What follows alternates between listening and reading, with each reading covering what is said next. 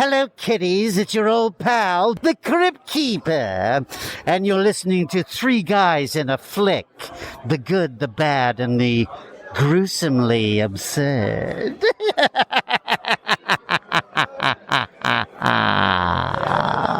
Ladies and gentlemen, please take your seats. The show is about to begin. Du bist nicht unsere Mutter. You are not our mother.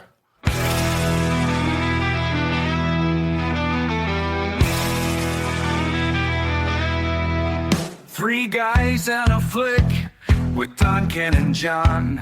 Dive into the movies well after the dawn. From the good to the bad to the wildly absurd. They give a fuck about films. Their voices are heard. Welcome back. You are listening to Three Guys in a Flick. This is where we review the good, the bad, and the absurd. Tonight we continue our Halloween series with Goodnight Mommy. Beware spoilers. Coming to you from a really big house in the middle of bumfuck Austria, my name is Don. And to my right we have the comic book guy, John. Guten Tagen. Does that mean hello? I have no idea. You might have insulted half the German-speaking population on Earth. Quite possible. I think I may have said good night or something. I don't know. And joining us tonight is our pinch hitter, Gerard. Hello, everybody. Still without a nickname? That's your nickname. fucking nickname. You're the pinch hitter. I can live with that. Okay. Fair enough. That's good. And as everyone could probably tell, the professor has the night off. Tonight we are talking about Goodnight Mommy. Goodnight Mommy comes to us because our pinch hitter, Gerard, here suggested it. Had you ever seen this movie? No, I had not. And so the reason why we asked Gerard to come back and pitch us a movie is because he gave us The Train to Busan. And I wanted to have something that John would have to read. But we picked the wrong movie because there's not a lot of dialogue in this. Yeah, that is very true. John, had you ever seen this movie? I had not seen this movie. Had In you fact, I hadn't even seen the sequel. I hadn't heard of the sequel. Or not the sequel, but the remake of it. So you'd never heard of it? No. No, I saw a preview of it once, and I think it was of the remake with Naomi Watts. Mm-hmm. And then I found out that there was a other one, and I remember watching the trailer to it and it being on my list. And so Gerard gave us a choice of 5, and well, I mean, I'm not going to say I made the right choice, but I'm also going to say I didn't make the wrong choice. So Those other 4 can always come back some other time. absolutely. And you know what? I, for one, am glad that I watched it, and I can't wait for us to get into it and talk about it. Released on August 30th, 2014, Goodnight Mommy was directed by Veronica Franz and Severin Fiala. Sorry if I butchered your name, guys. Written by Veronica Franz and Serven Fila. Butchered the name twice in 2 different ways. I know. I'm the worst. I'm sorry, guys. And it stars Suzanne Wust, Elias Schwartz, Lucas Schwartz, Hans Excher, Afreed Schatz, Carl Parker, and a bunch of creepy kids. How'd this movie do, Don? Well, I'm not quite sure how much it was made for because I have no budget information here, but I do know it made $2.2 million in the box office. So there you have it. So where do we know these directors from? I can't say from anywhere. I'm not too big on the Austrian film circuit, but I do appreciate a good horror movie, or what I thought was a good horror movie. I was happy to check it out. Would you call this a horror movie? I saw it labeled as psychological thriller or suspense. No, I would definitely call it a horror movie just because of some of the stuff that happens to the the characters. the last 20, Oh, 25. God. Yeah, I would definitely call it a slow burn horror film. I know. I feel like for a horror film, I have to be scared at some point or feel like a lot of tension at one point, and it just turned into kind of a little torture fest at the end. Which it really is- didn't have anything for me. Which is ironic to me because you're such a fan of the Terrifier series. But the Terrifier has a little bit of scares and jumps and things like that. This movie had just, I agree with the psychological suspense and all that, but making you feel a little uneasy, but I don't think it had any jumps or anything in it. Well, a horror movie doesn't necessarily, in my opinion, have to have jumps. I think the fact that you are uneasy and feeling a little scared, it does its job, right?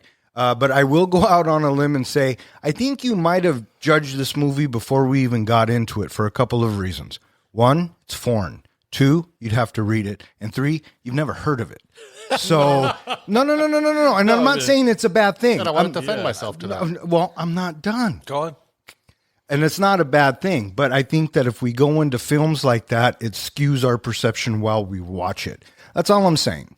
No. The only reason I usually am not in favor of foreign films is because a lot of times I find my eyes looking down at the words and missing the action on the screen. And I always feel like I have to keep rewinding to see what just happened on the screen, which takes away from the effect of the film. This film did not, as we mentioned, did not have a lot of dialogue, so there wasn't a lot to read. So that played no impact in whether I liked or disliked this movie. I thought they did really well with setting up the non-verbal tension within the movie. I thought they did a great job of that. The issue that I had with this movie is that not a lot of people, I think, have heard of this movie, and we reached a point in this podcast where we always used to say that we do the movies we want to review. Well, now we focus a lot on the people who've given us our time and subscribed to our movies, and we should be really focusing on giving them what they want to hear, what they want to see. You're always trying to get me to pick out of the helmet. You're always saying, let's pick movies that they submitted. And then we go and pick movies that they've never heard of that they'll probably skip over because they've never heard of it. And I feel like we're doing a little bit of a disservice to our listeners. Well, I respectfully disagree. Okay. I think that enough people like our show and will listen to movies that they've never heard of because they like us and they like our opinion. So will it do high numbers? Probably not. However, I think we also bring a variety of movies that other podcasts don't. And I think that can catch on eventually, right? Because we do listen to our listeners and we have been doing the films that they have submitted. And thank you, everybody, for submitting films. Trust me, they are in the Bronco helmet and we will get to them. However, I think it is okay for us to step outside the box or the routine once in a while. To do something a little different that maybe other podcasts aren't doing. I got it from you because you kept not wanting to do films in the Bronco helmet, but then you caught on and you saw what they were submitting and you're like, oh no, this is good. Let's keep doing this, right? And then I started thinking, well, it's okay to step out of the box every once in a while. So I think that's why we're reversing here. roles is what you're saying. Kind of, maybe. One thing, I think your listeners are savvy enough to go, all right, they're doing this movie called Goodnight Mommy that I haven't heard of. Let me stop, go watch the movie, and come back to the episode. Well, that's or they'll start listening to it and then stop it and go, okay, now that they've piqued my interest, I do want to watch this film. Well, what some of our listeners have said is that when I release on Tuesdays what movie we're going to be reviewing or releasing on that Thursday, they will go and watch the movie in preparation for the Thursday's release. The good news is about this movie, and one of the things I want to throw out as a positive, is it's free on Prime right now. Yeah. So you don't have to rent it. You don't have to buy it. You can just go watch it on Prime. And another positive, it's like $140. So, yeah. But the benefit is make sure you watch the 2014 version. Good call. And not the 2022 version. Good call. Because I just watched... Both, but we're only doing... Watch 2014 and watch the other one if you want to. And I'm going to go ahead and go out on a limb here and save the listeners an hour and a half because that's what the 2022 is. Watch the trailer, and I mean, that kid does not hold a candle to the kids that were in this movie, and that's what sells it. And Mom's already talks more in that trailer than she does in this entire movie. So, okay, well, let's jump right into it. What did you think of the kids in this movie? Oh, good segue. I liked them. I liked them a lot. I thought their emotions and just the way they played everything was brilliant. Obviously, I don't know them from anything else as everyone else in this cast, but I really enjoyed them. What about you? Well, what do you think, Gerard? Oh, I think they were both fantastic. And I guess from a casting perspective, I'm sure the directors and the casting directors, they interviewed like a ton of kids or something like 130 pairs of twins that they auditioned. Wow. So I'm sure in that 130 plus, there were twins that were like, ooh, Johnny's good, but Larry sucks, right? You have to find a combination of two really strong actors that are twins. Finding two strong actors that are not twins to play a part is challenging in and of itself, right? But the script calls for twins, and then the script also calls for a lot of nonverbal acting on both their parts. Yeah. Right. And I think that both of them did a fantastic job. Yeah, agreed. What about you? I thought they were fantastic. I thought they really did a great job with the nonverbal. I guess it was clever of the director. He kept both their first names as the actual first names of the characters in the movie. And I guess they didn't give them scripts to really go through. They only got the scripts like right when they were about to film, just for little bits and pieces. So they kept it feeling all natural through the movie, because that was just them speaking. And it's funny, you say that they kept their real names, because I couldn't tell either of the two apart until the end. That's probably why they kept the names, just for the sake of in production. They knew who they were talking to. Oh, for fuck's sake! The second time through, I had to focus on the colors before they started dressing exactly like the colors of their tank tops to tell who was who. Yeah, for sure. So there is a huge twist in this movie that we find out later on in the movie. What did you guys feel about the twist, and did you see it coming? The only thing I will say about it, without spoiling it at this moment, I did not see it coming. I saw a couple of different ways it could go, and as we get into the plot, we'll call that out. But I was very pleasantly surprised with the way this film wrapped up. I did not see. I mean, I would say if you asked me where I started anticipating something happening, is when the priest drove the kids back. That's when the wheels started turning for me. But there is a mystery. Definitely, there is a mystery going on with the mom and the kids, and there's also a few false breadcrumbs, I think, along the way that do a very good job of misdirecting you or not telling you which direction is going to go. But no, unlike John, I did not see this as early as he did in terms of the twist. Yeah. Well, yeah. I go into every movie, especially horror movies, being suspicious. Sure. I'm always doing the detective work, trying to figure out, okay, what's going to be the big twist? And right in the beginning, there's something that happens. We'll get to it when we talked about the first segment, but there's something in the beginning that I felt, okay, I have a feeling this is the way this movie is going, and I want the movie to prove me wrong. And I spent the rest of the movie looking for clues to prove me right or prove me wrong. And I was desperate by the end of this movie for, come on, let's have a really big twist that I don't see coming. And I was let down at the end. You know, it's funny that you say that, because I compare that to the same feeling I had when I saw The Village for the first time. And when we talk about The Village, we'll get into that. So I've mentioned this before, and other times I've pinched hit, is I've seen a fair amount of movies going in completely blind, right? No trailer, no nothing, whether it be in a film festival or this film extension class that I've talked to them past, that I've taken before. So I try to, as much as possible, go into a movie that to watch a movie and just don't have any preconceived notions of how it's going to go. Yeah. Right. And take the delivery of the narrative and the movie as it comes to the audience and enjoy it that way. Now, that being said, there are times where like, ooh, now I want to go back and watch it again because now I know what happened. Sure. And look for clues along the way. But I try as not to have do the math while watching the movie. Yeah. Like I want to experience it as it's delivered and enjoy it. I mean, obviously you watch a movie and there's things like that don't make sense, or there's stupid jokes, or the acting is bad that ruin the experience. But for the purposes of the narrative of the movie and how the story is being told, I try to go in with an open mind whenever I'm watching. Sure. I hear you. Should we get into trivia? Hey, man, let's do some fucking trivia. Yeah. How about some trivia? Just as long as it's in English. I don't know if I can answer in German. Du kann gaken.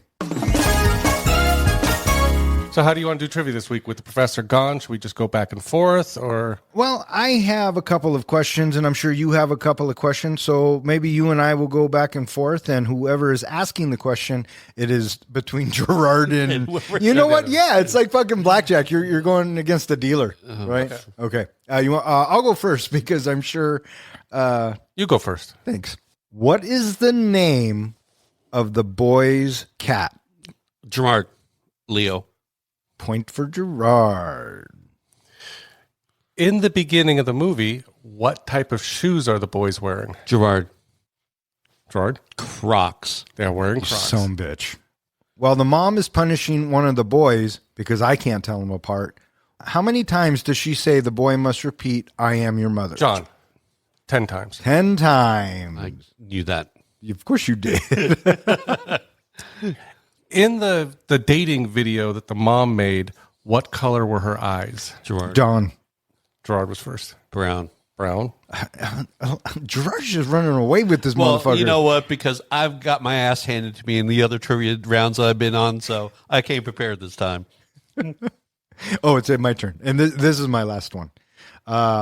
When the boys are asking for proof that it is, in fact, their mother, what do they ask her to show them to prove it? John. Tie.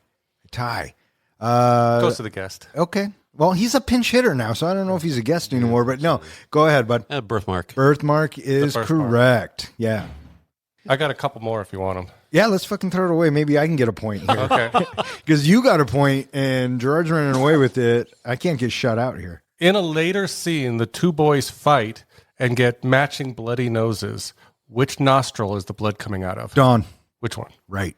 It's the right nostril. Yeah, I'm on the fucking board, baby.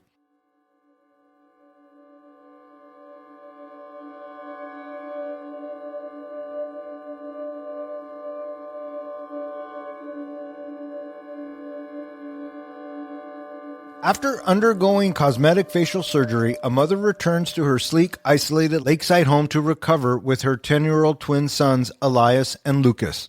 Her face is completely wrapped in bandages, leaving only her eyes and mouth exposed, a haunting image that immediately unsettles the boys.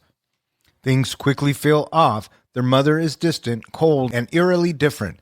She ignores Lucas entirely, only acknowledging Elias.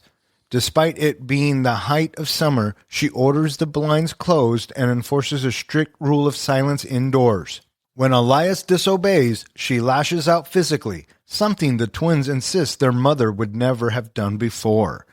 Uneasy and afraid, the boys begin to suspect that the woman behind the bandages might not be their real mother at all. So this movie kind of opens with the kids playing out in the woods and It opens actually with the lullaby. Oh yeah, the lullaby piece. Which Johnny, did you research where that came from at all? Nope.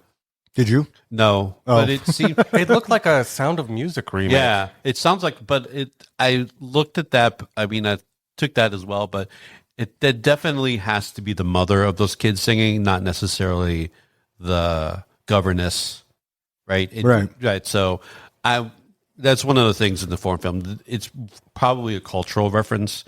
Sure. A clip of some movie that every Austrian has seen. Well, yeah. And so it's the equivalent to the Sound of Music to us, probably. Yeah. Right. Okay.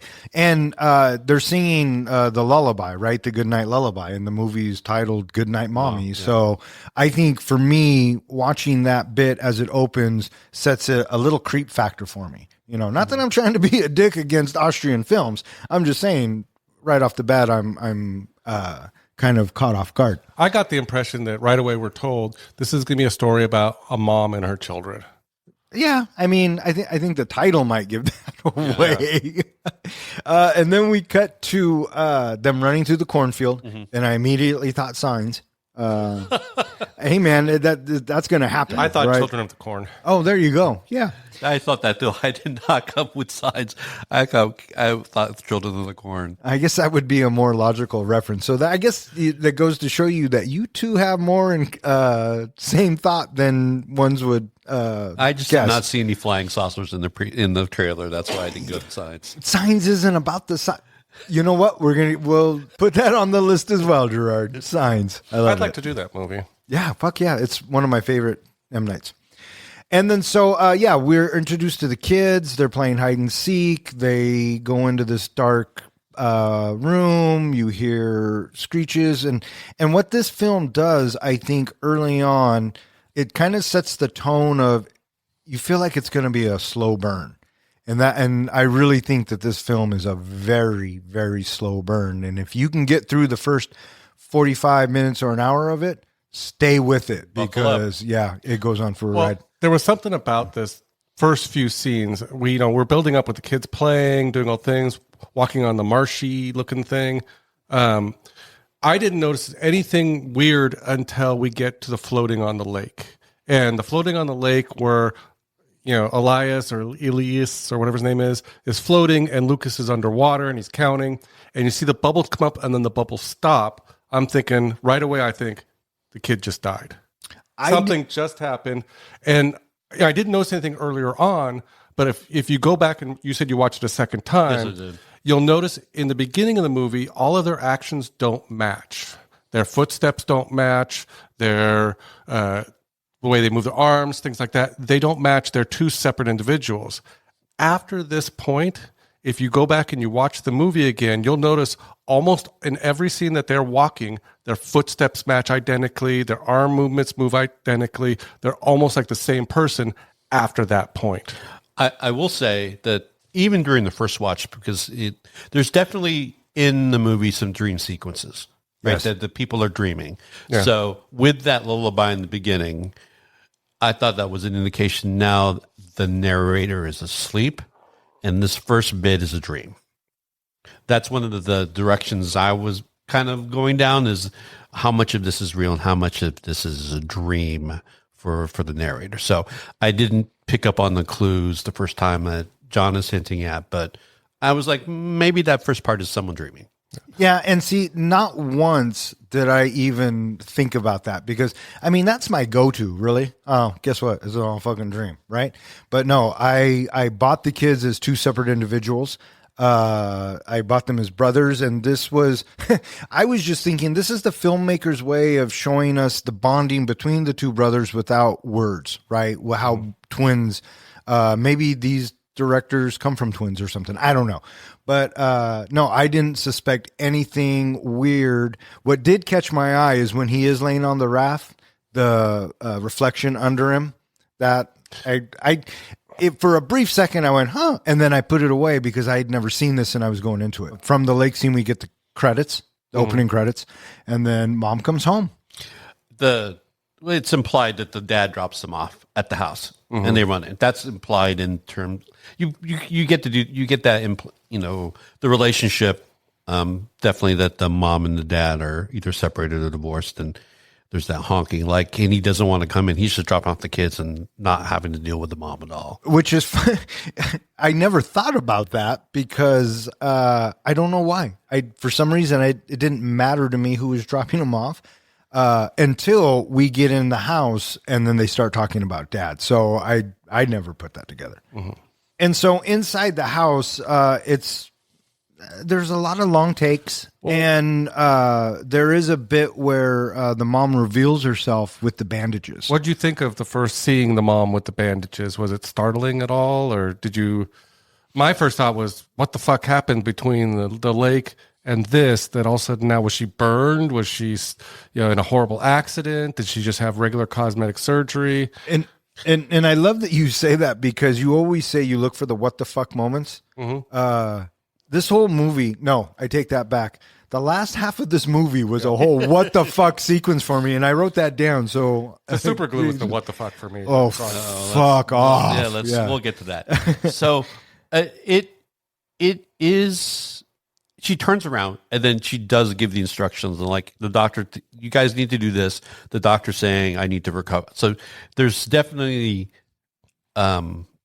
she went under some sort of medical procedure and she's recovering. It's not clear why. Right. It's not clear why. No, and it's not. So the day kind of goes on, and then they play this game, right? This It's game- like a heads up game. This game reveals a lot about them. I don't know if you caught all the things it revealed. But the last thing about, I guess we're talking about the breadcrumbs, right? Along those lines is that it's Elias that's dirty and Lucas is not. It's only one of them has dirt all over them. I didn't fucking notice. Was I awake watching this film? Well, I only caught that the second time. that and the fact that I don't care how pissed off a mother is or if she's somebody else, she's only going to feed one kid. Okay. She's only going to pour a glass for one kid. Nobody's going to do that. That was another hint to me that the other kid wasn't there. Okay, hang on. And now that we talk about it, okay, duh. But my fucked up thinking was I could see, and I thought they were German because they were speaking German.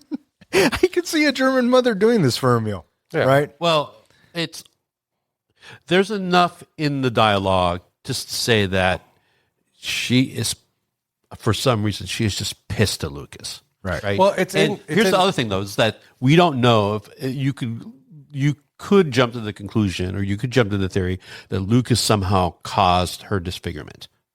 Right. And then that's why she's like writing this kid off or not talking to him and stuff like that. Like she's mad at him and she's working through the anger of Lucas causing her disfigurement. That's something that I was also kind of thinking of till I knew, the whole thing. For me, already suspecting that Lucas wasn't there was all of her comments were directed at Elias, basically saying, you know the reasons why. You know why I don't acknowledge him. You know why I don't put food out there. You need to come to terms and basically realize why I'm not doing this.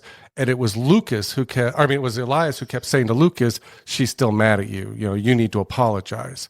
So she never, I didn't ever feel like she was showing, hostile feelings towards Lucas. She was showing the feelings towards Elias and to stop acknowledging Lucas. Well, that's another line that makes you think that Lucas is responsible for whatever happened to the mom, because Elias says you need to apologize, right? Yeah. It's like Lucas did something to cause. That's another thing that I thought that's why I thought Lucas would cause the accident or the disfigurement or whatever needed to be medically repaired. Yeah, for sure. And then they, after dinner, they sit down and they play this game, and this is like that heads up game. This was actually, I thought, a really clever direction by the writer to get everything that we needed to know about the mother. Yes. Reveals it all. I mean, it basically, they play the car game and everything, blah, blah, blah. Then they get to her and it's like, she's a TV hostess. She's somewhat famous. People know her. And right there, when they start talking about that, I'm thinking, she's an aging TV hostess. She got cosmetic surgery to improve her looks. Agreed. And I also picked up from this or started the old thinking was she couldn't get the clue of I'm the mom. Right. So I thought, okay, maybe she's not the fucking mom. Right. I'm going down. So I'm starting this film going down the path on the kid's side, thinking that something's fucking up with this mom. Right. I really wanted that twist. That's what I was hoping for, that they were going to lead me down the wrong path. And it turns out in the end, they were right. And that's what I really wanted to have in this movie. Yeah. Right. And one of the other interesting questions that she asked in that, she says, am I still alive? It was an interesting question in the context of the whole movie. Yeah. Right. Yeah. Knowing what we know. For sure. Now. Did you notice too, another, I thought, big clue is that she asked, can I have a clue? And Lucas says the clue. And then she looks at Elias and she says, can I have a clue? Can you give me a clue?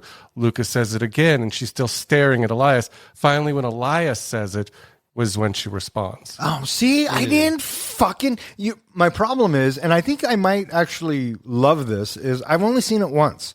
Right. So now if I go back and watch it, I'll probably really tear it apart. You'll right? pick up some stuff. Yeah. So, no, thank you, boys. Well, it's very Sixth Sense. It's yes. And it's well, also yeah. that and the others. And once you get to the end, you're like, duh. But up until this point, I'm still thinking it's the mom. So that's how we're going to go with it. Yeah. And so after bedtime or after the game, the boys brush their teeth, and I'm sure there's more clues there that they're not there. Or one of them's not there. Too was weird. Huh? The flossing. They timed the flossing. Yeah, and that might be a clue. Well, it's what it does is it sets up. It's again a misdirection because Elias goes through his brushing his teeth and his flossing, and it's this as parents, like sometimes you need to brush your teeth for a minute because if you just you're not doing anything if you only do it for 10 seconds, right? That is the purpose of the timer, is that the timer is set so that the kid is doing more brushing than not brushing. Right. So, and then he sets the timer for Lucas. So it comes off okay, it's his turn. I'm going to do him a solid and just set the timer for him. Yeah. And then they go to bed, and in the middle of the night, one of the kids wakes up, goes into mom's room, and this is, we kind of see the mom without the bandages, and she's putting on healing cream or whatever. Kind of on the corner, you can see the bruises on her face. Yeah, and then we get that shot of her eye in the mirror, which is supposed to be a jump scare, I'm assuming. But it's very startling. And, you see it, that it's a little bloodshot, and it makes logical sense because she just had reconstructive surgery, right? Or in my head at this point, I'm going, is she kind of fucked up? I don't know.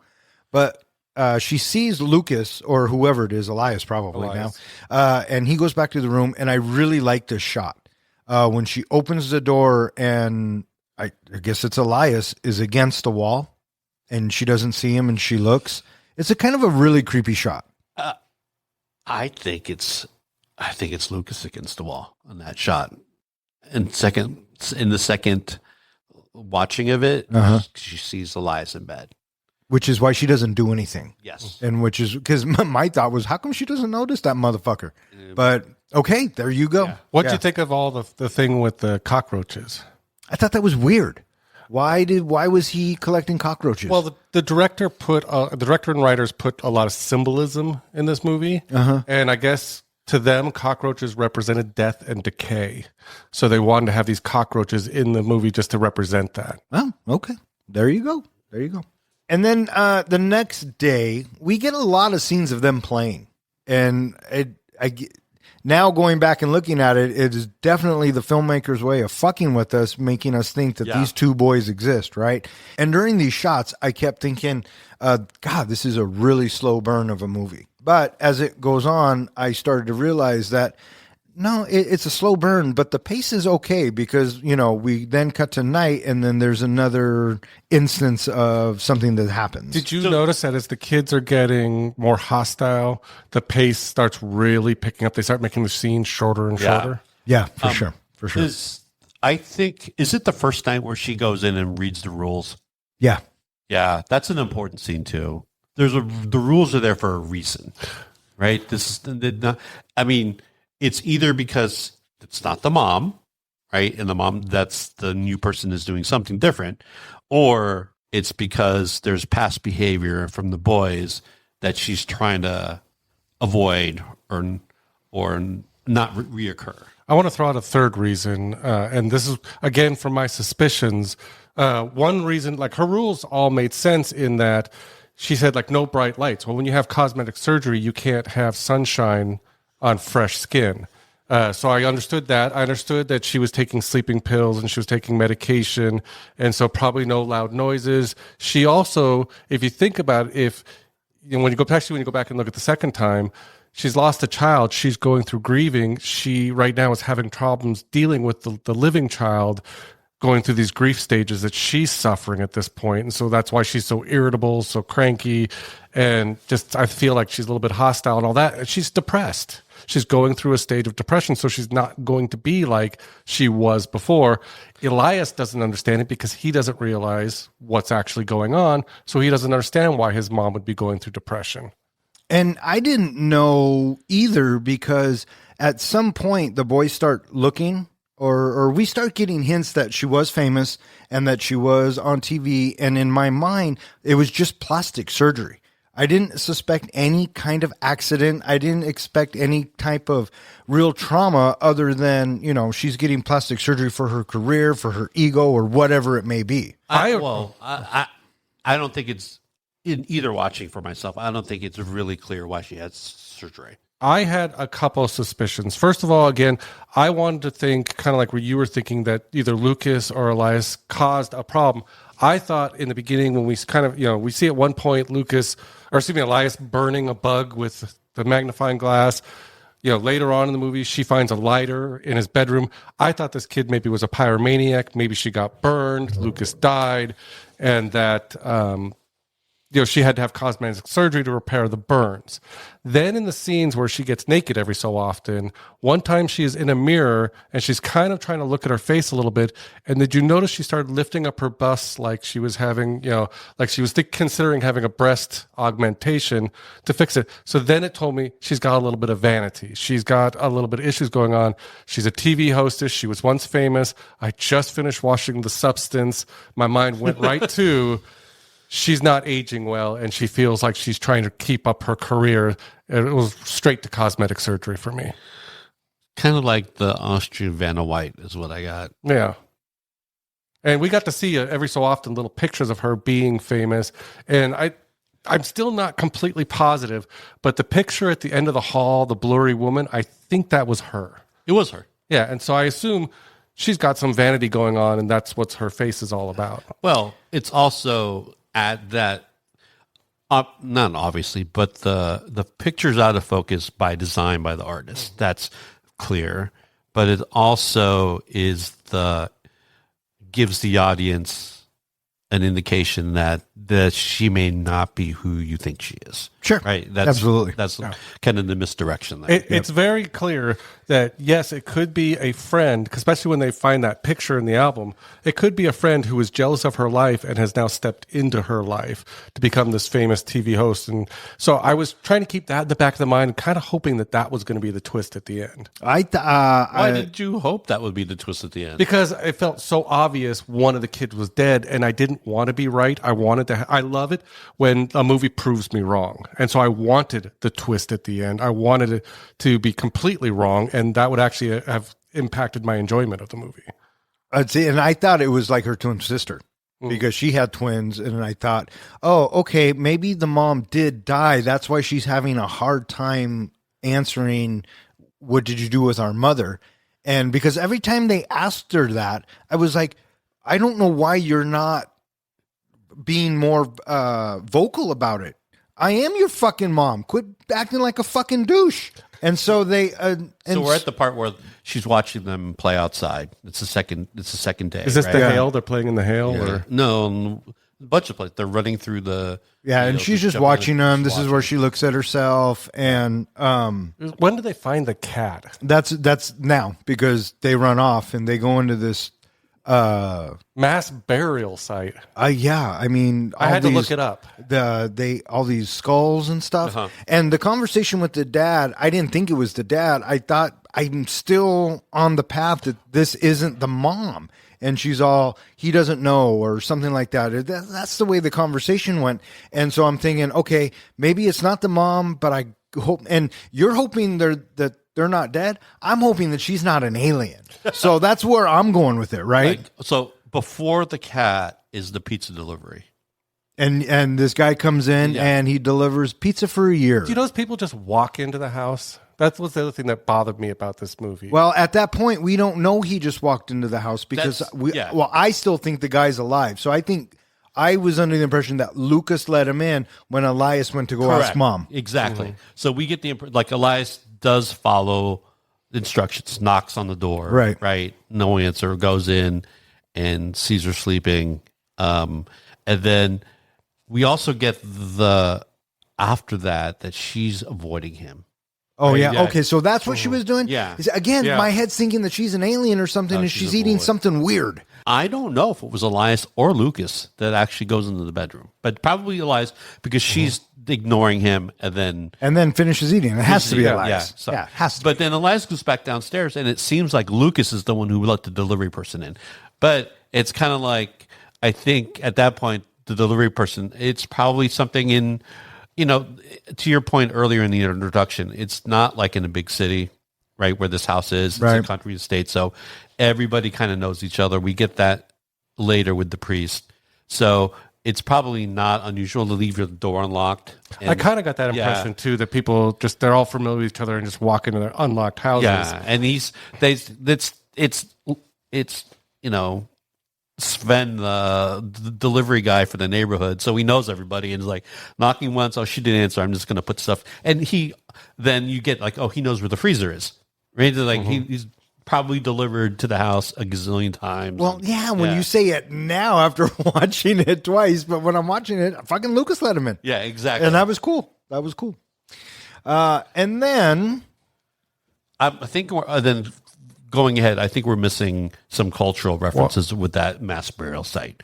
That's probably something that's historical to that culture, that society. That doesn't make it weird. I did try to look it up, and it did say in that parts of those, they never really give the exact location, but in Austria and Germany, things like that, there are sites, the cemeteries that have mass burials. But I'm just thinking for these kids to walk in, and did you notice they weren't fazed about crawling over the skulls and the bones and everything trying to get to the cat? So I thought there's something weird going on with the acceptance of death with these kids. Well, and now that we mic dropped, is the cat alive? that's Schrodinger's cat. Yeah, I don't think the cat's alive. Well, I do. From what I read of the director's interpretation of it is they find a very sick cat. It's already on its way out when they find this cat. Which is why they think mom kills it. Yeah. It probably just died of being, I mean, it didn't look like a good cat to begin with. No, but then she doesn't find him when she searches the room. Well, it's under She the finds bed. everything else. She finds the lighter. She finds the Coke that he's probably not supposed to have in the room. And she doesn't find the cat. Well, Yeah. you The notice cat that- was staying hidden under the bed. But you notice even later on, for some reason, she never likes to look under the bed. When she drops the stuff on the floor, she never finds the little. That's a good point. I don't think the cat was alive. I think the cat was dead. That's possible. That's very possible. The director and writers were going for a ton of symbolism in this movie, and so that is very possible. And so, okay, I'll just say this now too. With the way that this, I think that this movie is going, I'm still thinking that mom is a fucking alien or psycho or something nefarious, something demonic, something crazy. Because one of the next scenes is when mom goes outside, strips down to her undies, and then does the thing with her head, and then Did it feel very Wiccan to you, kind of like witchy? it just seems fucked up to me. It was one of those moments I like, what the fuck is going on here? But then Elias wakes up right after Yeah. that. Yes, and then that put into my head. Well, no, not yet. I think it's the next dream sequence that I put in my head going, oh, wait, is he dreaming this whole fucking thing? I got to ask, did the cockroach scene happen before this dream or after this dream where the cockroach, he puts the was after. cockroach on the face and then it crawls into her mouth? That's That was after. after. Was that after? Yeah, that was after. Okay. We get the Oh, and actually, no, it's when he cuts her open. And Well, the that's cut- after. Yeah, yeah, but that's where it fucking clicked for me. So, because we do have that. I think the sequence is that Elias wakes up from the dream of her walking in the woods, and that's after that is when he places the baby monitor or the walkie-talkie. I got it. It was a baby monitor. It is a baby monitor. People know what that is, but it is definitely a baby monitor under her bed. I thought that was brilliant because, again, I'm on what I think is two twin side. And I'm thinking that their mom's up to no good. So I thought that was a cool move. What I didn't get, and now that you guys are fucking smacking me in the face with it, when he goes under the bed and hides, I'm thinking, okay, where did Lucas go? And then she comes in, she drops the shit. It's kind of a tense moment. And then she leaves. He opens the door, or we see Lucas's silhouette comes in, which I thought was a very nice shot. He opens the door, lets him in, and does all that. And then I thought, wait a minute. By the time mom came in, Lucas had time to go out the door, nobody hear it, and everybody be cool. But now that you're saying That's one of the bigger breadcrumbs. Yeah. Right. So The one thing about the baby monitor that bothered me is when they were setting it up, it beeped. And later on, when he's working with the other one, it's beeping. I kept thinking throughout, when is the mom going to hear the beep underneath her bed and realize that they've been listening to her? to me, what I took it was the first beep was it turning on. Yeah. And I'm not sure about the other beep in the other scene. That you You're bring right. up It a was good when he was question. turning on the other one. The, but- the beep is in the receiver room. It's not on her. Oh. Right, but So is she's he not gonna- is he turning on the receiver and it's beeping as well? Something like that. Or Oh, sure. But, We'll go but with it's that. on. It's on Elias' side. It's not on the mom's side. Right.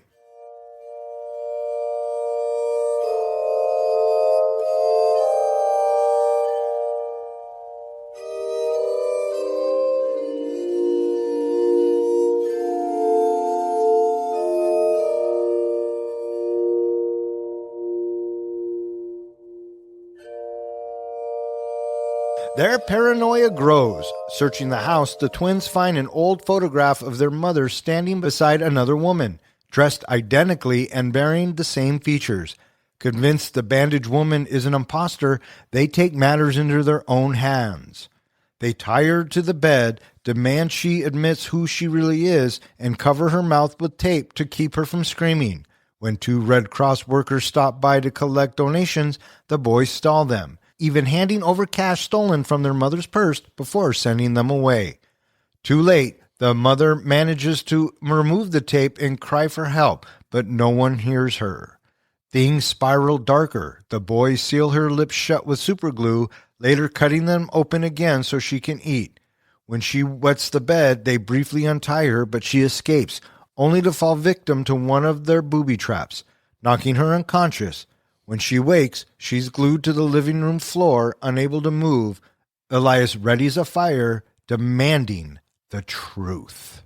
And so, now the boys are like, this bitch ain't my mom, so we need to come up with some fucking evidence. Well, there was a big scene where the mom just lost her shit and started basically demanding that Elias say, because he said, you're not my mom. And she starts saying, you will say I'm your mom. She should say it 10 times. She films him on the phone, trying to do it while Lucas is outside the bedroom and not seeing any, pounding on the door and everything. And their instinct is mom would never treat us this way. Right. Yeah. And I mean, the kid's not wrong, probably, but And that was another big breadcrumb, like kids pounding the door and being ignored because he's dead.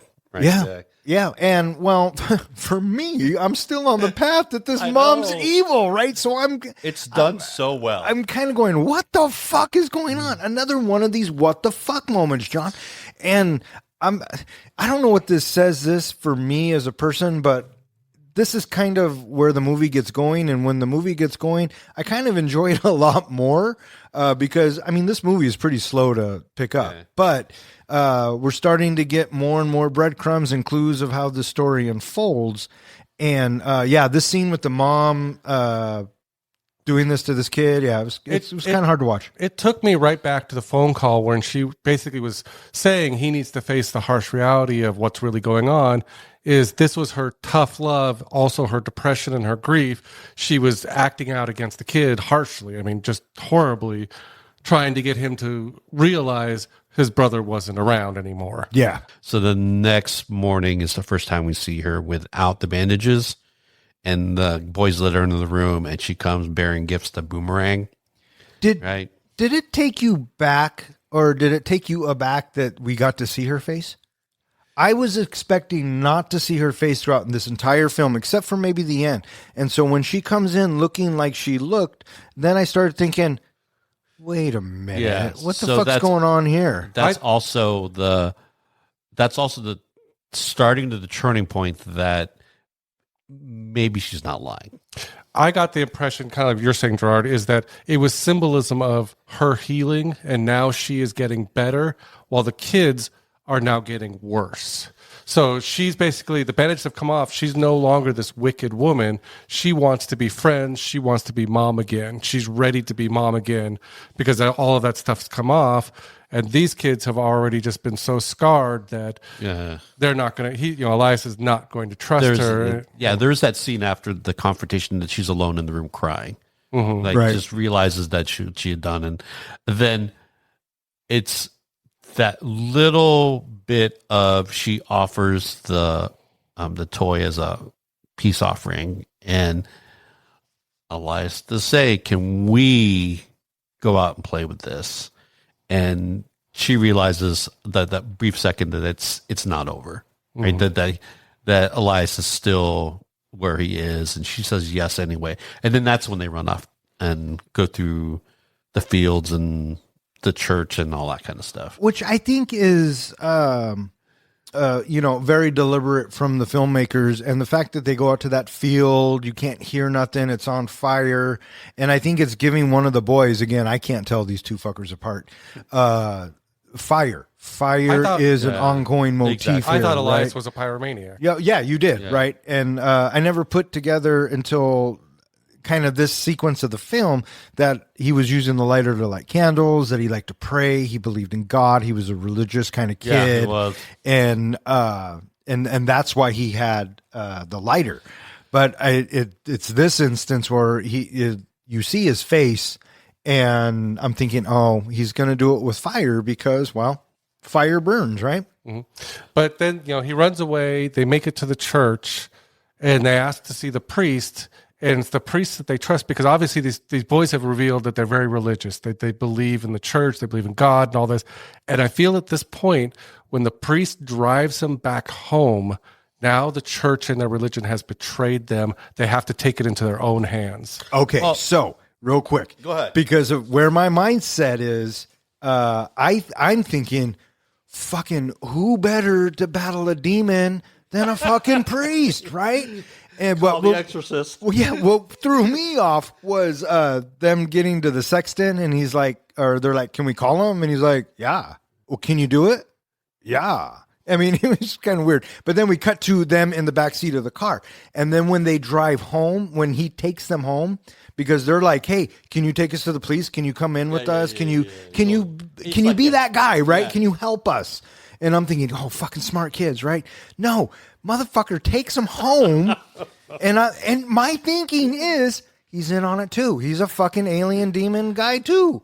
So fuck you, movie, for leading me astray the entire fucking film. For 1 second, I thought maybe the priest had something going on with the mom. No. You would, bud. It is the more the second watch gets it for me too, but in our discussion, it really is.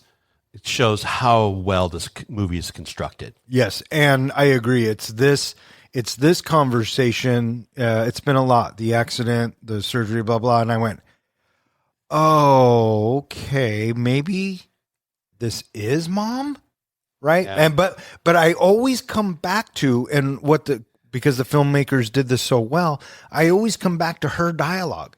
She doesn't fight to make him realize that she's his mom, right? But after the trauma and all of that, I mean, I kind of see it now. And then the second watch, you can tell now the priest is familiar with something happened, like familiar with the family has suffered through some tragedy, and because he goes like, "What happened? Like what happened to?" Can you explain this? Yeah, I think is what he says. what happened? Not like demanding it, like from a personal standpoint, he knows the family, and she just says, "It's the accident and the separation. It's just way too much." Yeah. For me, the question of whether she was really mom or not was answered when she cried in bed. Because she obviously felt a lot of guilt, a lot of depression, a lot of remorse. This told me right there, it confirmed everything for me. She's a grieving mom. Yeah. Well, I wanted to think that, but I was already sold that she was the bad guy. There's enough on both sides to throw you off. Yeah. And then the other piece that I really like is when Elias cuts his hair a little bit and says, "Now she can't tell us apart." That's really for the audience, right? That whole thing, because then their clothes match, the colors are the same. Not once does she not be able to tell them apart. Yeah. In any of the scenes. But it's for the audience at that point. Right. So this is another dream sequence because, well, it doesn't start off as a dream sequence, but one of the kids gets up and he walks out into the hallway and he has like a box cutter, and he walks into the mom's room and he cuts her stomach open to reveal the cockroaches. Well, one of the things we didn't really touch on yet was the first cockroach scene where he puts the cockroach on her face. And the reason why I wanted to bring that up was I looked up, I was wondering, did the cockroach really go into her mouth? Dream sequence. Well, dreams I'm talking about in real life during the filming. Oh. The actress has confirmed the cockroach did crawl into her mouth. She was kind of a method actress. She actually lived 3 months alone to try to create this isolation, a lot of times bandaging her face, and kept 2 pet cockroaches during all of this time so she would get familiar enough with them to allow it to crawl on her face and everything. And yeah, she said it crawled right into her mouth. And the filmmakers or whoever cut the trailer together did a fucking brilliant job because it shows the thing going in her mouth, but it cuts to her eating earlier in the bed. The biscuit of the and she crunches it. So your mind says, she just ate a motherfucking cockroach, which again, alien. Yeah, but you're absolutely right. It was all dream sequences showing that this kid's descent into madness. And so it's this particular one where he cuts her open and the cockroaches come out and then he wakes up. I'm thinking, oh, maybe this kid does have maybe something going on in his head. And his brother's trying to write him out of it. And the mom really is mom. And so they put that doubt into my mind at this scene. And I'm starting to like this film more and more as I'm talking about it. It's really well constructed. Very well constructed. Then there's a part where they steal her laptop and we get further indication of she's got that dating video, so she's trying to date again. Well, she's also got brown eyes instead of her normal eye color. Normal eye color, and then she's selling the house. That was the other thing. I didn't catch that the first viewing, was the fact that she was selling the house, which again, I was hoping for the big twist. I thought maybe it is somebody who snuck into her life and is now going to make some money off of the house too. So they get all their stuff ready to fight her and all that. And then also, what do you think of the scene where, she's obviously, they made it clear early on, she takes sleeping pills and that's why she's usually knocked out so heavy. She takes a sleeping pill, goes to bed, and in the dark, we see the boy rise. Probably my favorite shot in the movie, but I want to go back to them getting ready first. This is where they lock themselves in their room, right? Mm-hmm. And they make the sticks out of pencils. And I love the bit where, now that I know one of them's dead, but the taking turns and watching the door. Yeah. I thought it was very ingenious how this kid protected himself, right? And then, mom comes in and he gets out. And this scene where she takes a sleeping pill and then it goes dark and then the kids come up. Oh, man. So this movie's fucked up from the last third act. It's just completely off the rails. I think this is where it gets its darkest. And yeah, man, I mean, it goes really fucking dark from here on out. Well, the crazy thing is Elias has some remorse, has some hesitation. It's that evil twin of his that's speaking in his ear that's goading him on of his mistrust of his mother. Right, because Lucas, dead Lucas, doesn't believe that this is their mother and he's convincing Elias. I started to think that maybe he was an evil spirit. Like he was a demon or something. Oh, I didn't even put that together. I started to wonder that for a while. But it's another great thing about this movie is Elias just projecting what Lucas wants what he wants Lucas to say, right? Is that like the justification of the things that Elias does to the mom is that's his excuse. Lucas is telling him to do this, but it's actually him making it up, right? That it's the the other thing is we haven't talked about, is it a ghost?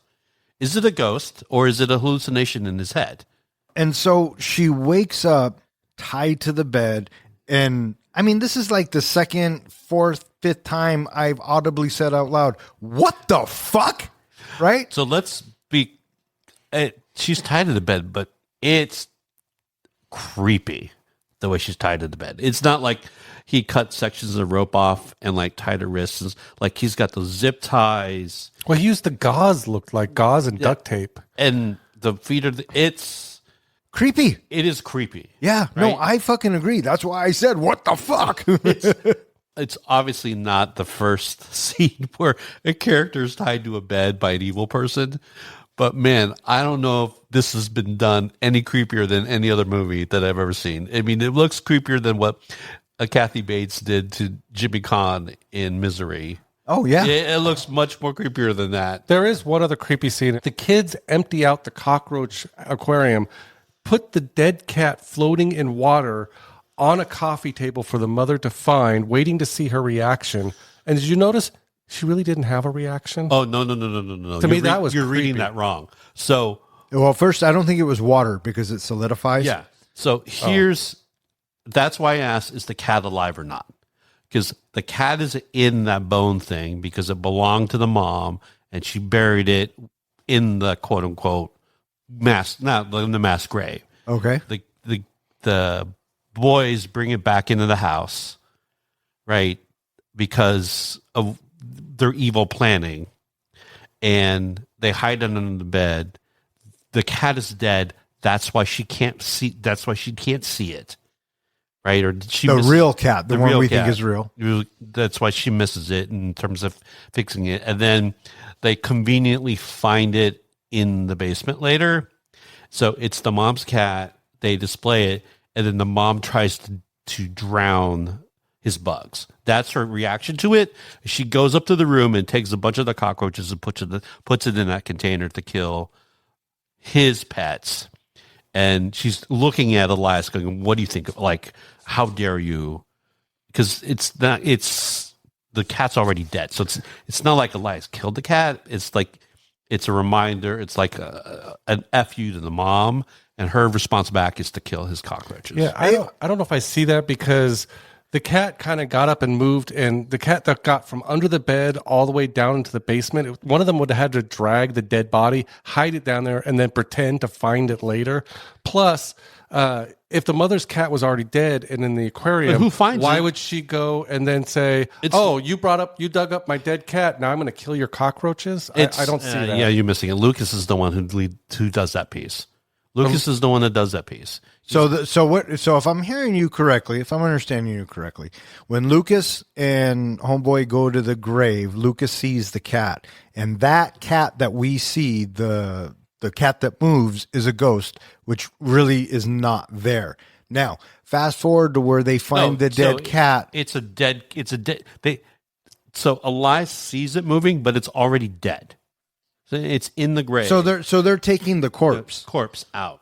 And so the mom finds the corpse when she looks under the bed and puts it in the basement, and then the boys find it. That's how I took it. Yeah, no, I think it's really when they can't find it, Elias doesn't know that, but he puts it in the basement. Right? Because if the mom had actually found the dead cat, she would have blown up sooner than that. Right?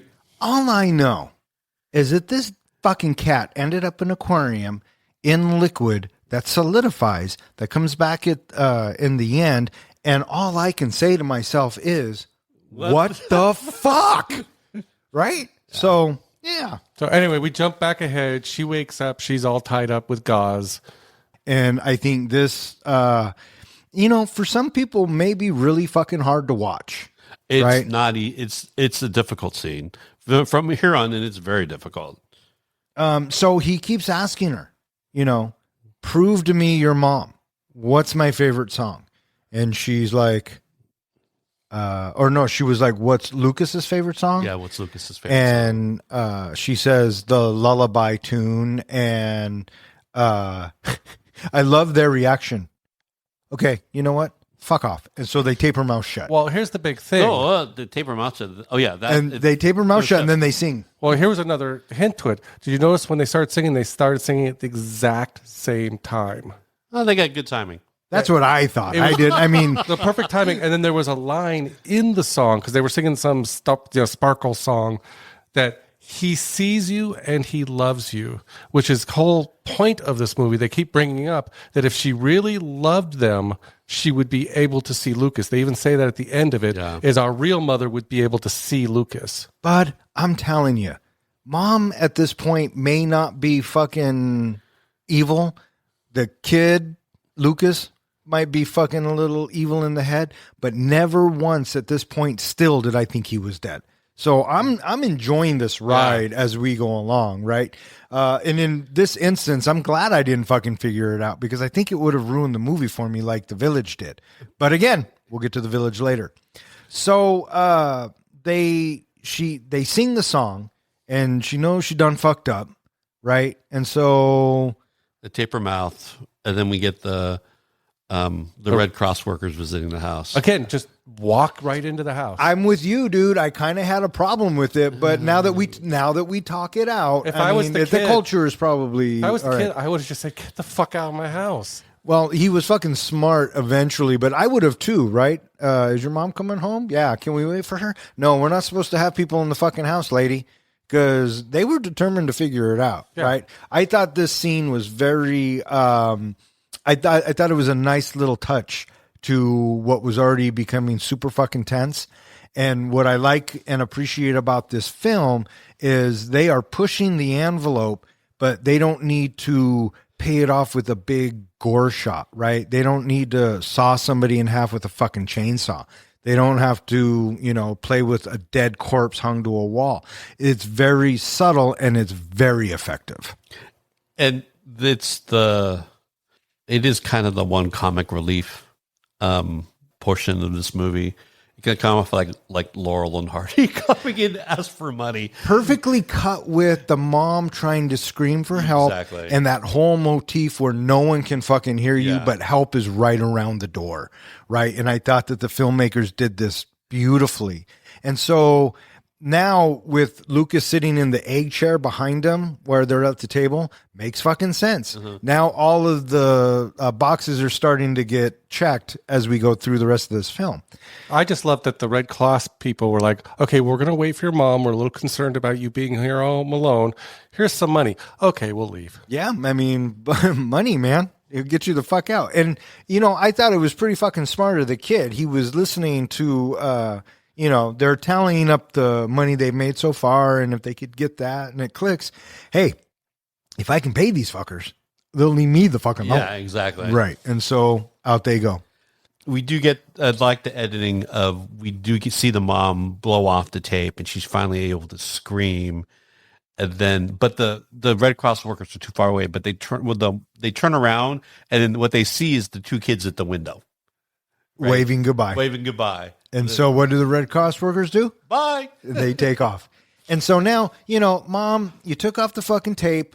There's got to be fucking consequences. So what naturally do you do?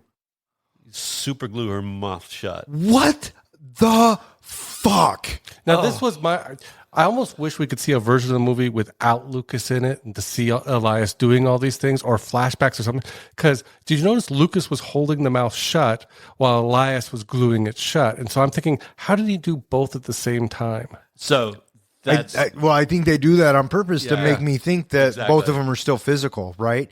But and what the fuck? that's the other reason that I think that Elias / Lucas actually talked himself into the head. They're the ones that hid the cat in the basement, right? So there's definitely things that Elias is attributing to Lucas, but he's actually just doing himself. Yeah, for sure. But oh my god, And when do they? Well, they go Do to they burn her first, or do they cut the mouth open first? Which one? It doesn't matter, but because man, she's just getting burned with the magnifying glass, which is interesting because there's not a kid in the world that has not tried that. That tried that trick, like burning a piece. Obviously, they're not burning like you're a person, but every kid has taken the magnifying glass and tried to like get an insect or burn a piece of paper.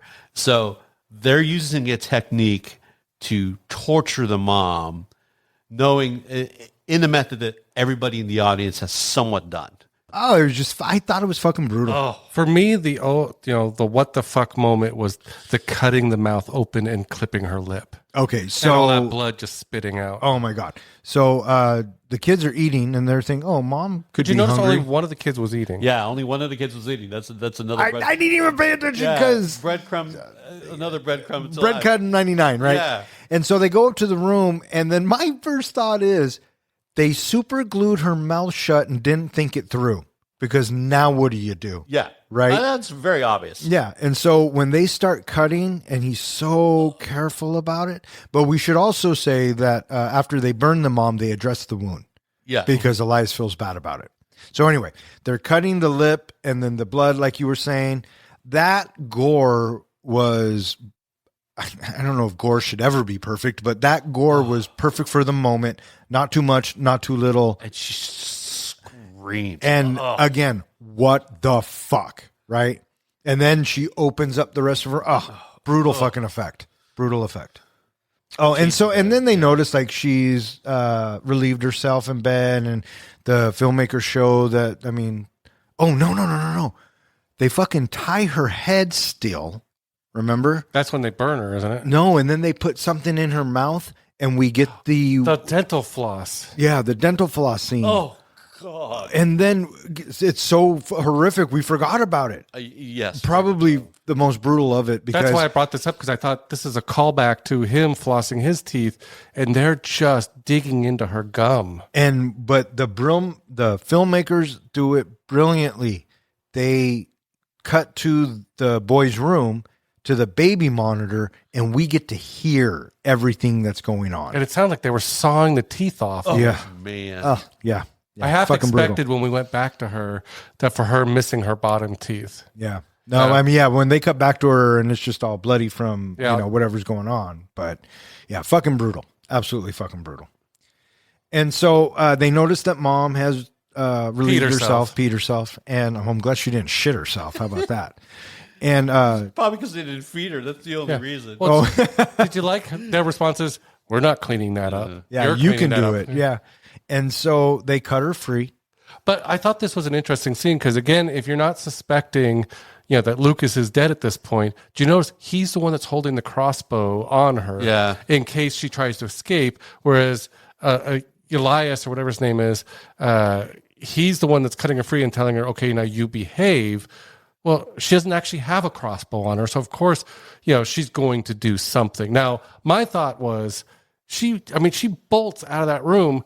I'm thinking she could have kicked the shit out of that kid after that. Okay, so I was with you the same way. I knew that if you untie mom, she could, and that crossbow didn't look all that fucking strong. So with the sheets, could have thrown her over both of them, whooped that ass, and say, I'm gonna tie you down and put some floss in your mouth, motherfucker. I would have wrapped the sheet around him and tied him up. Oh, motherfucker. So she gets away, she bolts out. And again, one of the most brutal scenes, and it's so quick that the rest of it plays out in my head, was when she trips over the fucking tripwire. Yeah. And her head bounces off the fucking pavement. This was a great filming technique, I thought, in that you notice every so often she's gaining consciousness and you can see her being dragged down the hall. She loses consciousness again. She wakes up again and you can see the kid with super glue doing something, and then she loses consciousness again. I thought that was really clever. I thought that really worked. I thought it was well done, yeah. Also, there was a small snippet before, way back when they're looping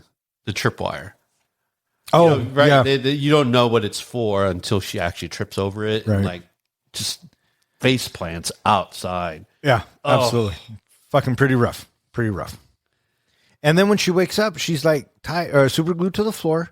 Candles are all around her. And I'm thinking, oh, fuck, now what? Because now, in my head, mom might not be so fucking evil and might be really mom, and she might be dealing with the Antichrist. I say, so after all of this torture, now you're thinking she might not be the bad person? No, it was after the fucking dream sequence with the cockroaches. Okay. Because then I thought, You gotta read everything else that was happening with the hole in the woods and her head doing that shit could have been a fucking dream.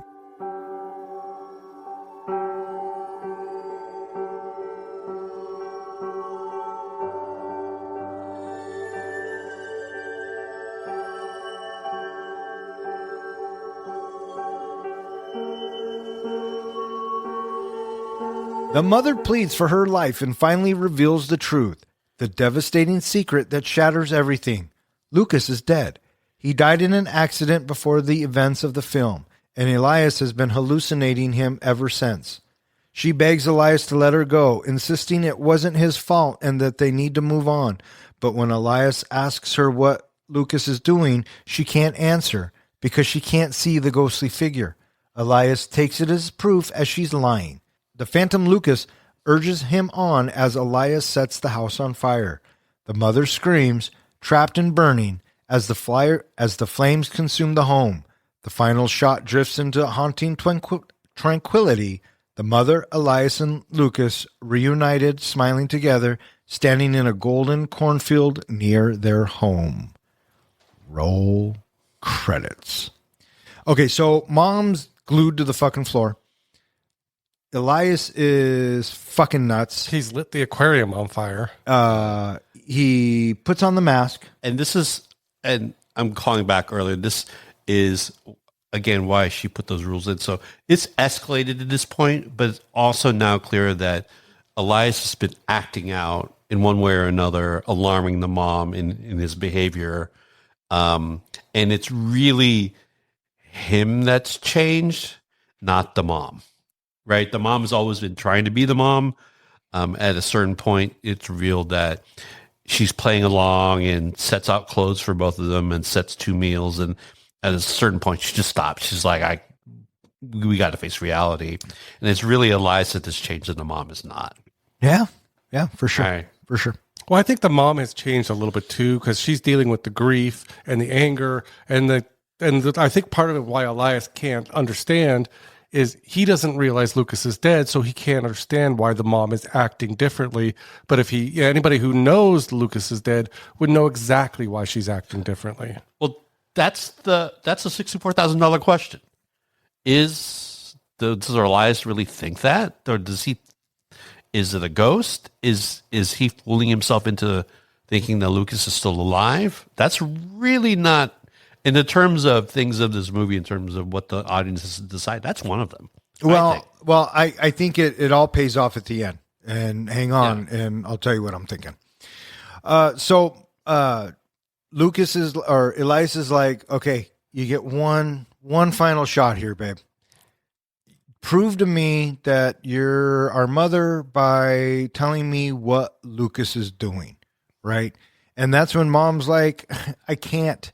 He's dead, but it's not your fault, right? And it's an accident. And so now everything's it's like hitting the jackpot, right? All the coins are falling for me.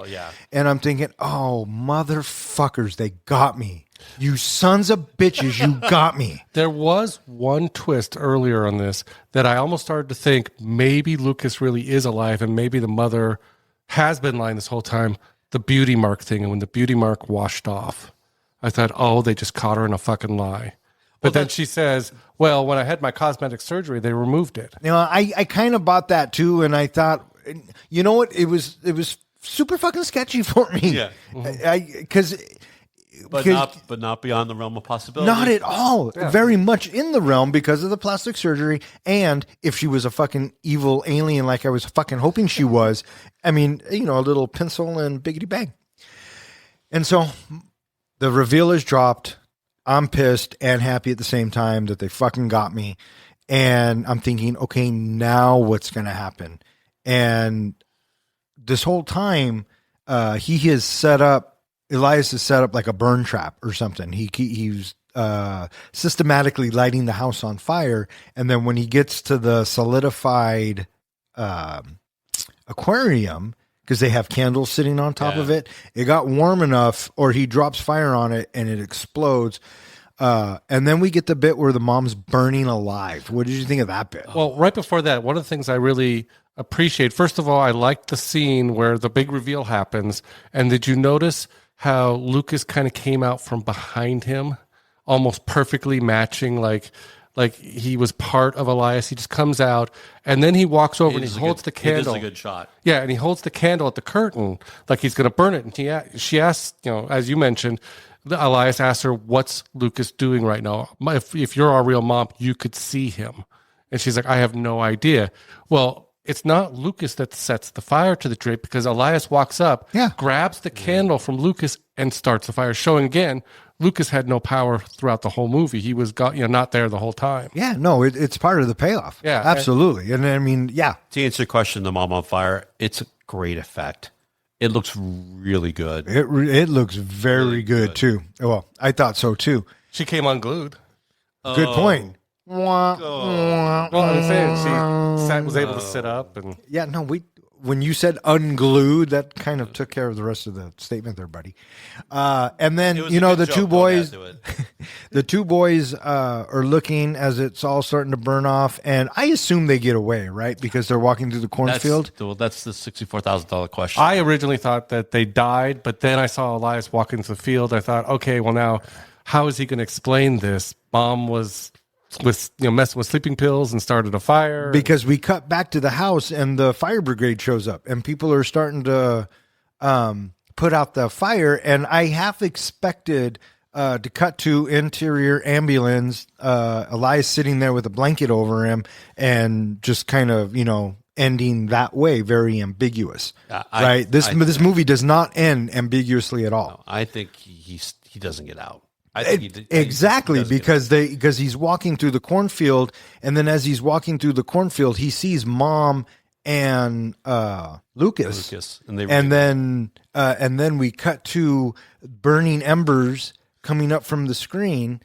Or no, we cut to all three of them. Force goes in that together. little family pose. Yeah, and then we cut to the embers burning, and I went, "Oh, that little motherfucker murder-suicide."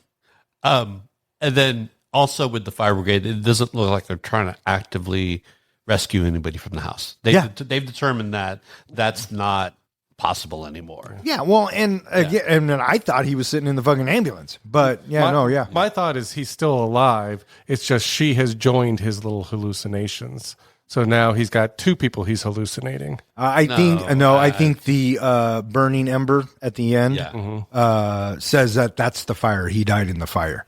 So that's how I took it, because that's how it fucking is. But man, that last, however, it was 20 minutes of, I think part of what makes it so terrifying, it's the 10-year-old kid doing this to his parent. Yeah, right? and again, both these kids fucking knock it out of the park. So yes. Yeah, absolutely. And that was Goodnight Mommy. All right, what do you think? You guys ready to rate this flick? Yes, I'm ready to rate this flick. John, are you ready to rate this flick? As ready as a kid with a magnifying glass and serious mommy issues. I like that one. That one's pretty good. Yeah, I like that one. Hey, pinch hitter, question for you. How do we do our ratings? So, pinch hitting for I don't know how many times I've been here, but you guys rate this films on a scale of 0 to 5 fucks. 5 fucks being cinematic gold. I want to see it every time it's on cable. I want to see it every time I'm aware of it.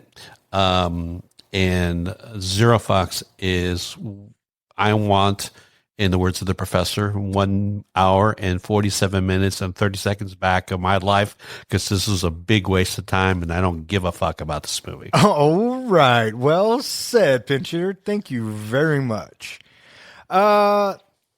I don't know. Yeah, like John said, well, he actually called you a guest. I'm the one that said you're not a guest anymore. But you want to go first? You want to receive or you want to defer?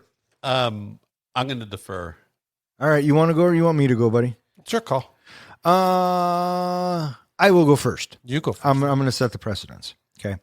Goodnight Mommy, I felt, was a very interesting watch. I did not think it was a bad film by any stretch of the imagination. I appreciate new style horror films. And I mean, after you put 2 and 2 together, it's not really that new of a style, but I will say this. They fucking got me. Kudos for them.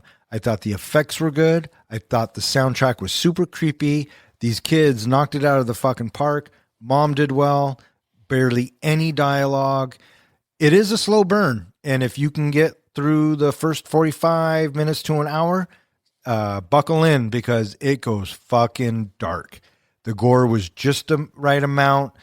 There are scares, in my opinion, to it, and it made me feel very uneasy. The moral of the story, or the end of the story, he committed murder-suicide, which in my head is the way I took it. So how you take it, I don't know. I would definitely recommend it to any horror fan or anybody who likes horror movies in general. If you haven't seen this movie, I recommend it. Check it out. That's why I'm giving Goodnight Mommy 3 solid fucks. Would you like me to go next? Or do you want to go next? I don't care. Why don't you go next, John? Okay. Before I do, Don, do you want to guess my rating? You're going to give it 2.75 fucks. Final answer? Final answer. Okay. It's the performances that really carry this film. The mother and the twin boys deliver hauntingly believable work that keeps you watching. The direction shines, especially in its quiet moments. Tension and unease build through long silences and subtle gestures. Still, the big reveal for me was predictable. With so many dead all along stories like The Others, The Sixth Sense, Jacob's Ladders, the clues felt too obvious to me, especially how the mother never acknowledges Lucas. While it has a solid suspense, it lacked genuine scares or a real final twist that sealed the deal for me. I was left feeling something essential was missing from this movie. It's for those reasons I'm giving Goodnight Mommy 2 out of 5 fucks. I was close. You were close. I thought maybe we would persuade him as we talked about it, because us talking about this definitely raised it a little bit in my head. I was going to come in at 2.5. I will say, if I hadn't caught on early, if I had felt like you had, where it got me at the end, I could have easily given this a 3. But the fact, knowing all along and looking for the clues and looking through it, just like I said, I needed that big twist at the ending to really sell it for me, and I just didn't get it. Yeah, I know. That's all I'm saying. I know that's what you're saying because you Said it. before. And that's okay, right? I mean, that's going to happen. Happened to me with The Village. All right, Gerard, fire away. So, this was a list, as Don referenced earlier, this was a list of 5 movies I suggested. I can't. So, one of the things that I think this movie plays upon, I can't think of any other tragedy for a parent greater than losing one of your children at a young age and having to deal with that.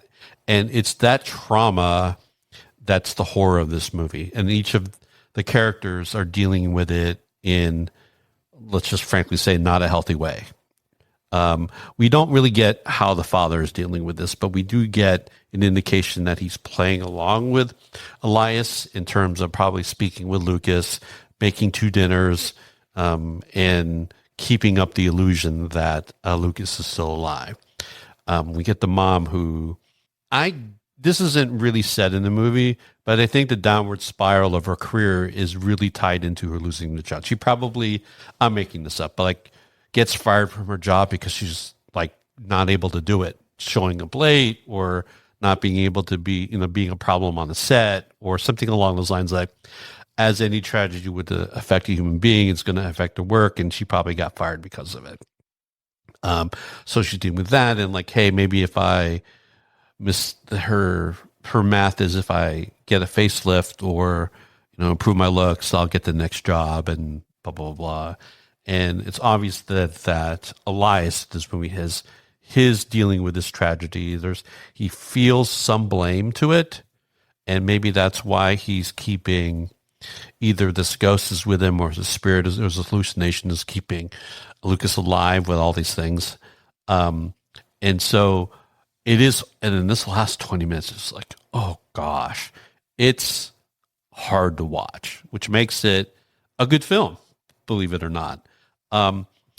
And I just think it just encapsulates the movie, really does a good job of having people feel the horror of losing a family member at such a young age and just having your life fall apart because of it. Right. So, and overall, I think the film looked really good. The lighting, the editing, the cinematography is really good. That sequence of the mom on fire was really well done. And I'm sure there were some practical effects there with real fire. And obviously there's some CGI stuff in there as well. It is one of those movies that you got to watch twice. So there's that. But I enjoy this movie as we've discussed it. I will say that going in after watching it the first time, I was like, 2.75. Watch it the second time, it's 3. But after discussing it with you guys and just like getting kind of worked up about it and discussing it, and that's really what art's supposed to do is make you think and discuss certain aspects of the film and disagree and agree and all that kind of stuff. So the added conversation notched it up again. So I'm going to go with 3.25 fucks. 3.25 fucks from the pinch hitter.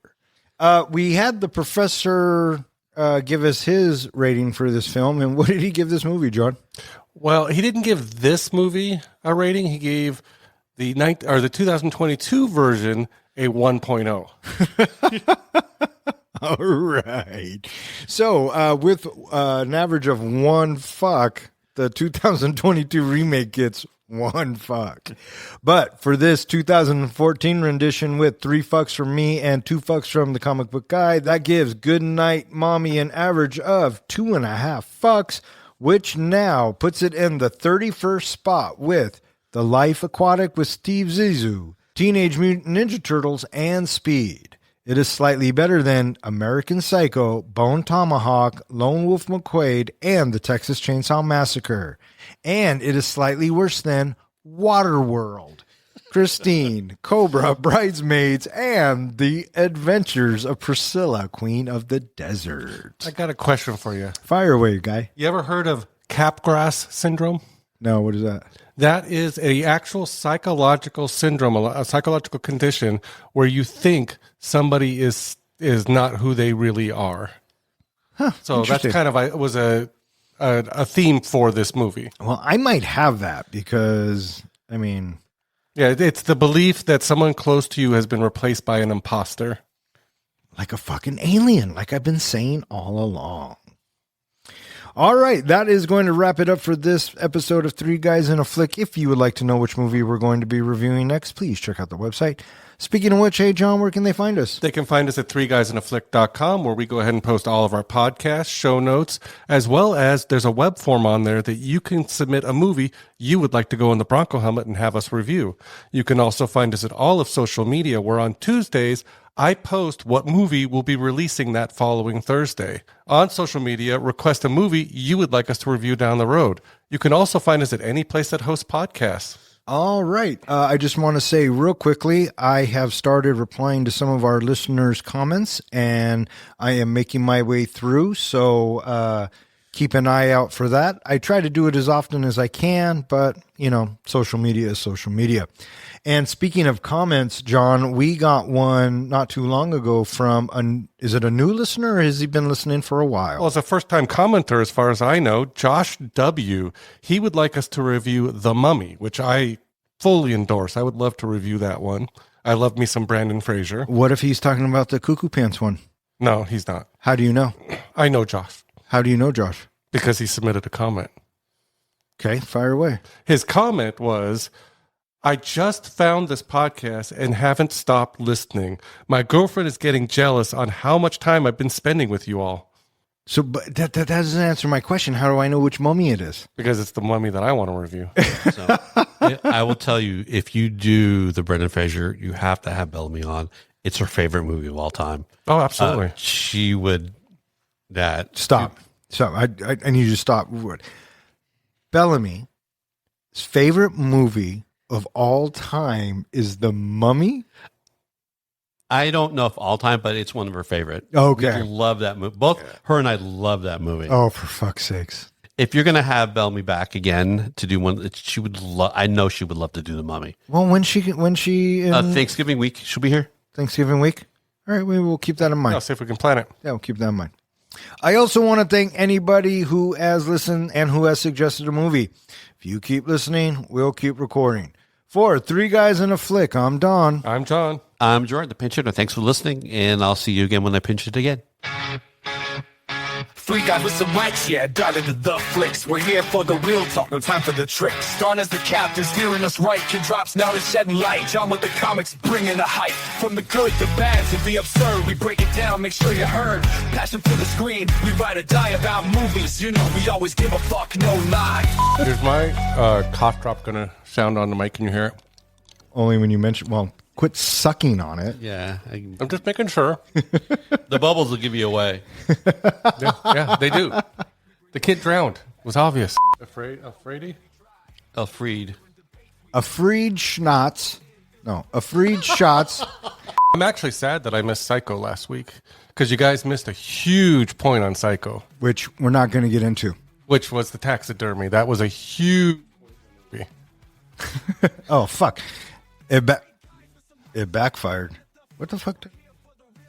Okay. I was trying to meet you and I fucking muted myself. Because it wasn't the cockroach before the photo album, or is that after the photo album? We'll just throw it in there. Okay. I'm not too worried about sequence from here. What I'm fucking worried about is this fucking 40-yard touchdown that this fuck over here. Oh, is that Russell Wilson? No, it's not, because Wilson is now with the Steelers. that again? No, he's not with the... He's with the Giants. Oh, yeah, he is with Yeah. the Giants. But either way, they fucking scored. Now I'm pissed, so I got to read. Would you read? It's our first quarter. You got plenty of time. Gerard, you want to get welcome back? Just kidding, buddy.